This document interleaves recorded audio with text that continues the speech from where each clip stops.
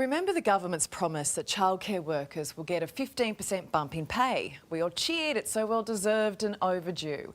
Well, it hasn't exactly played out as pledged. Every parent wants cheaper childcare. Every educator deserves to be paid more. There's no way we would have been able to afford it.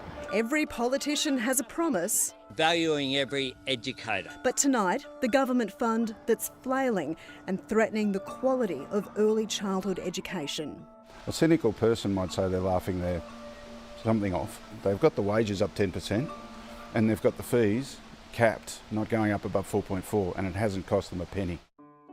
It's morning drop-off at Leaps and Bounds Childcare, a small family-run daycare centre in Queensland. The children adore their educators, Akko and Georgia. Why do you love Georgia? Because I love her. Because I love her. Oh, darling. Georgia gave me the best cartoons. Do you miss Mummy and Daddy when they're not here? Yeah. But Akko looks after you, doesn't she?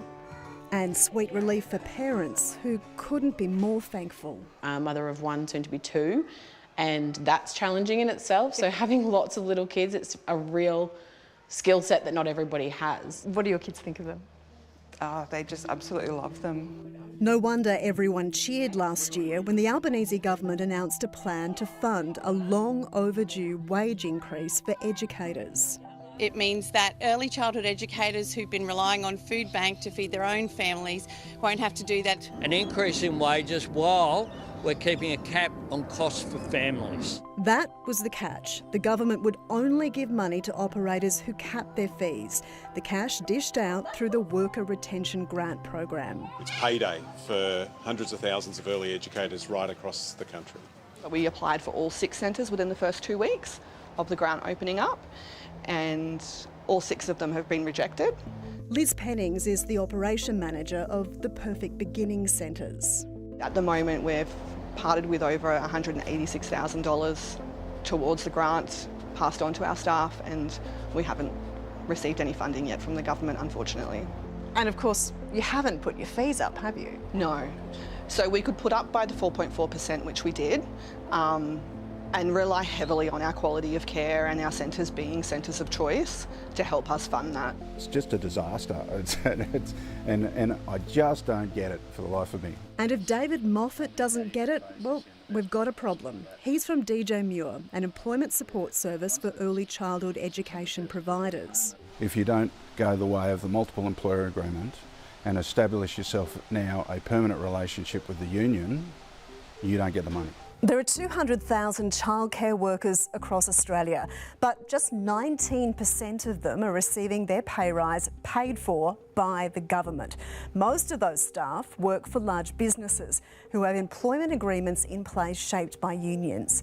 Meanwhile, most small, family-run and community-run operators are struggling to get their grant applications approved because they hire staff on individual flexibility arrangements. Nobody will say why the IFAs don't comply. Angie Bell is the Shadow Minister for Early Childhood Education. Applying for this grant has been so difficult for services that the government has now outsourced that to the tune of $11 million to the taxpayer to third parties to apply, and that includes 3 unions. So this is unionisation by stealth. The Albanese government set aside $3.6 billion to fund this childcare pay rise until the end of next year.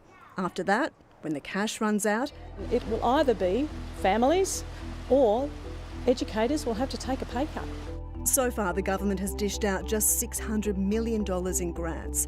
The remaining $3 billion just sitting there, while small operators who pride themselves on putting kids first can't access the cash. If we weren't in the position that we are, there's no way we would have been able to afford it. The Minister, Jason Clare, says he makes no apologies for the rigorous process and that once applications are approved, they'll be backdated.